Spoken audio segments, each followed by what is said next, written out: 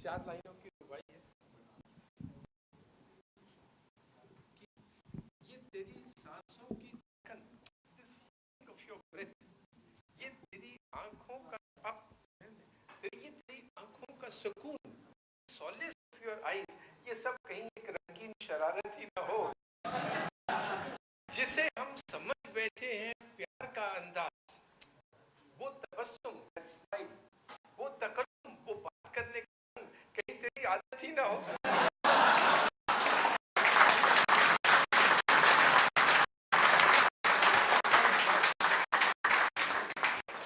जो भी आता है उसकी आप जिंदाबाद कहते हैं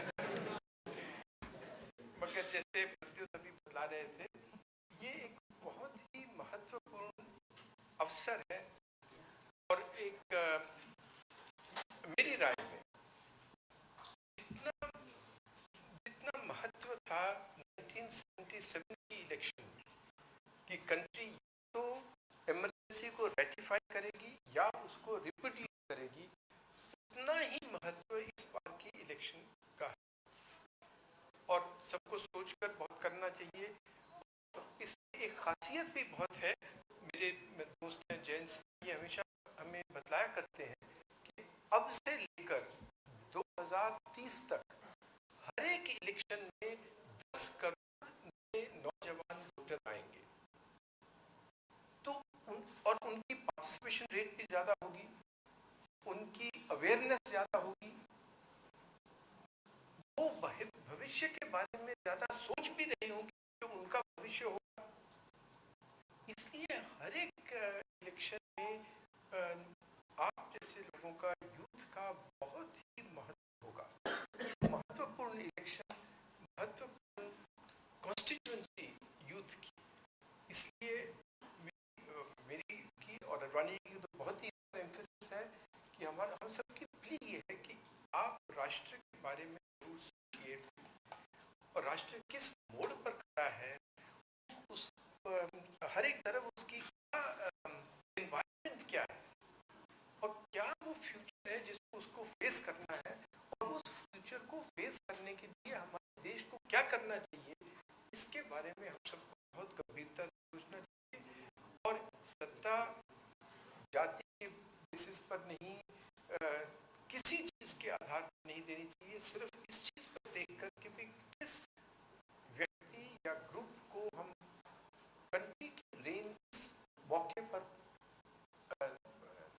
पकड़ा। देखिए सभी का, मैं इसलिए आपसे एक अर्ज करूंगा क्योंकि मैं अटल जी के साथ काम में करता था, अटल जी और अडवाणी जी के साथ, और मैंने ये पिछले 4-4.5 साल डॉक्टर मनमोहन सिंह जिनको कि मैं 1972 से पर्सनली जानता हूँ, उनका क्या शासन रहा है ये मैंने बिल्कुल करीब से देखा। और मैं आपको अपने दिल की बात बतलाता हूँ कि मेरे अनुमान में अगर ऐसा शासन और 5 साल चला तो it will not be that the Congress will do something और बीजेपी विल डू समथिंग, मगर that the country would have been pushed to a point of no return. It is my view.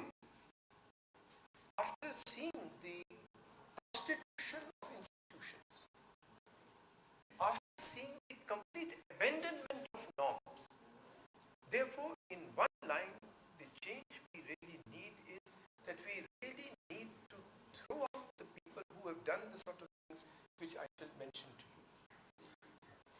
Now, हम सब चाहते हैं कि India, जैसे कहा जाता है कि should be strong and prosperous country, there is no doubt on this. और इसके लिए क्या होना चाहिए, वो मेरे अनुमान में चाइनीज ने बिल्कुल ठीक फ्रेज यूज किया, comprehensive national strength. Actually if you put your phones on silent mode, it will be probably better. See, comprehensive national strength, very important and telling phrase, क्योंकि अगर सिर्फ आपकी बहुत इकोनॉमिक स्ट्रेंथ हो, आज जापान देखिए, Japan है, इट इज दुनिया की सेकेंड लार्जेस्ट इकोनॉमी, मगर कोई उनकी सुनवाई है, कहीं भी उनकी सुनवाई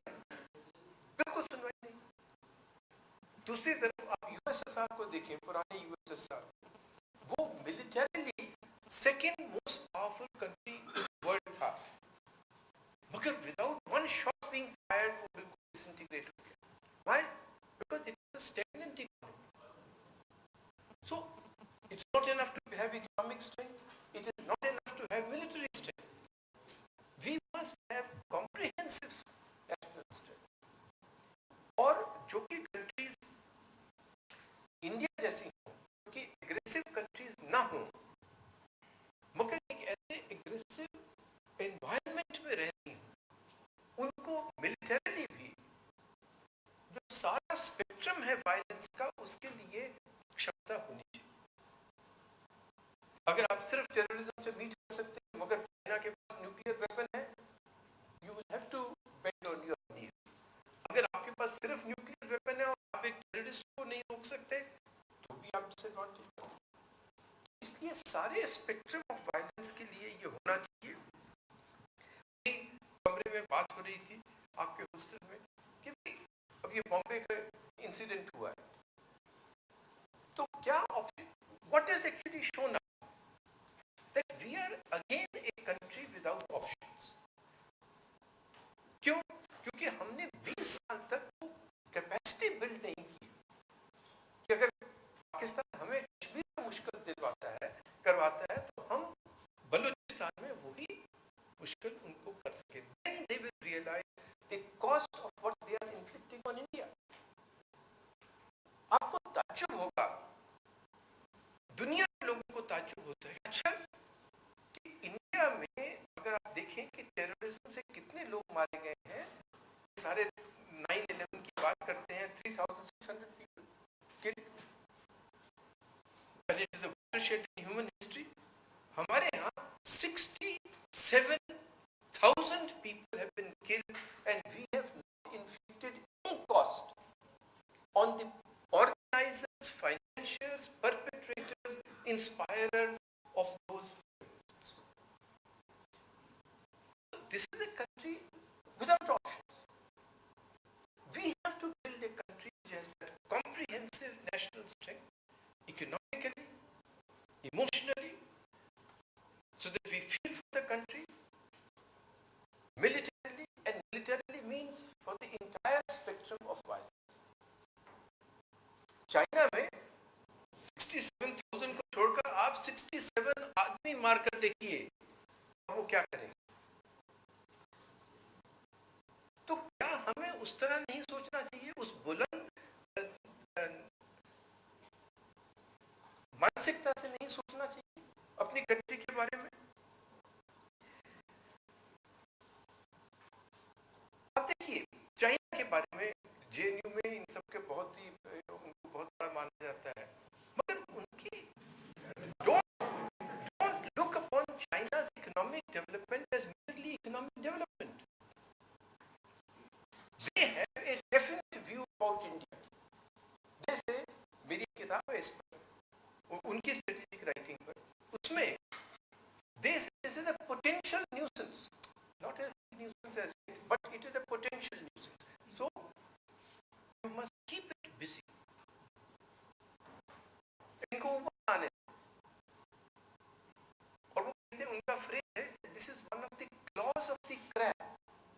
Crab है यूनाइटेड स्टेट्स, वो चाइना को कंटेन कर रहा है, और उसके क्लॉज हैं south Korea, Japan, Taiwan, Vietnam, Australia and India. इसलिए इनको हर एक को एक एक उनकी स्ट्रेटजी, इंडिया के लिए उनकी स्ट्रेटजी जैसे है, एक तो के इंसर्कल इंडिया. तो आप देखें म्यांमार उनकी डिपेंडेंसी है, बांग्लादेश उनका मिलिट्री पैक्ट है, चिटागोंग